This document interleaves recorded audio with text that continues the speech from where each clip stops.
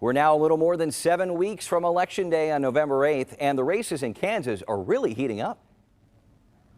I have stood up, and I will. My opponent is a Joe Biden Democrat who has not and will not stand up for this state. That is our mission. I think you know me. I think you know I am pretty middle of the road, that I bring people together. Maybe I'm not flashy, but I am effective. Last weekend, Democratic incumbent Governor Laura Kelly and her Republican challenger, Attorney General Derek Schmidt, traded barbs at the Kansas State Fair on everything from education to the economy. It's likely the last time this month we will see them in a debate setting, but they'll both be busy on the campaign trail. Let's discuss. Please welcome back Brian Ellison, host contributor with KCUR, and KBC9 political reporter Michael Mahoney. First off, let's talk about that debate. It gets a little ruckus out there. It's a tradition of the State Fair debate for the governors. The candidates are encouraged to let their hair down. The audience is encouraged to cheer and boo and jeer, and it's a wild affair. It's a throwback to the old debates of the 19th century. It's a lot of fun, and it's the only one like that, and hopefully there will be more debates. There was a great moment in that debate where Governor Laura Kelly spoke about how she had restored civility to state government, and of course that was the moment when all of Derek Schmidt's crowd cheered and jeered the loudest and laughed at her, so maybe she hasn't quite so much. Yeah, we know Derek Schmidt especially is working to get recognizable Republicans to endorse him aside from this State Fair event.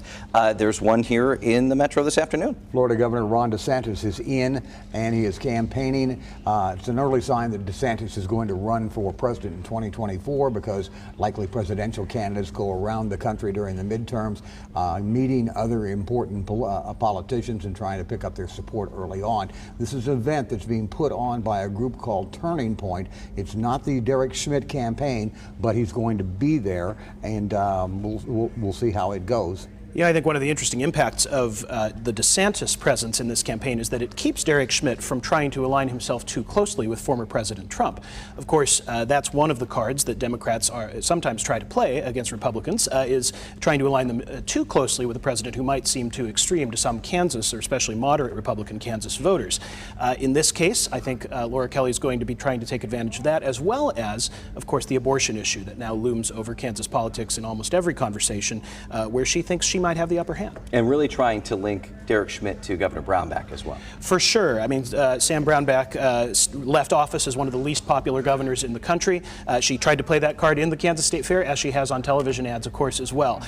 Do you really believe that we were better off under Sam Brownback? She asked Derek Schmidt, and of course, he didn't have an answer to that question. Yeah, and we're already seeing a lot of that on the commercials, not just from the Kelly campaign, but other affiliated organizations that are pushing her re-election. All right, let's talk about the Kansas 3rd Congressional District race, one of the most watched congressional races in the country. It's right in our backyard. Brian, you recently spoke with both candidates. What are your takeaways? Well, I think it's interesting to watch what positions these candidates are staking out.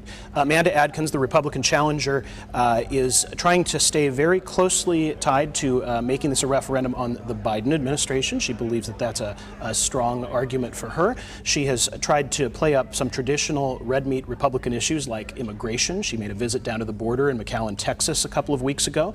Meanwhile, Sharice Davids is talking about abortion. Now, Amanda Adkins, of course, is pro-life. She identifies as such, but she has said that this should be an issue left to the states, so it's not such an important issue in her federal race.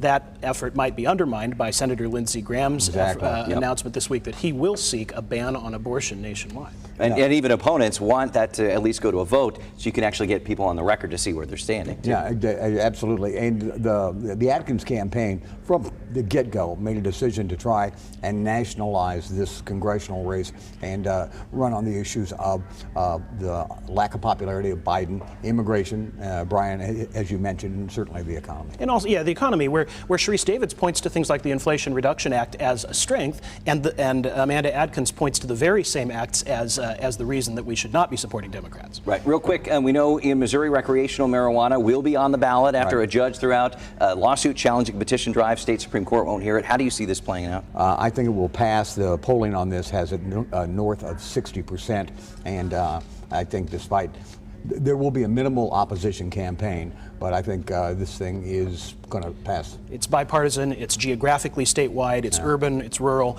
I think it's going to pass as well. Right, and when the Republican Secretary of State says, look, I'm just doing my job, we have the signatures, there's not a lot of argument there. Right, Not a lot of wiggle room. All right, we'll leave it there for this week. Brian Ellison, Michael Mahoney, thank you so much.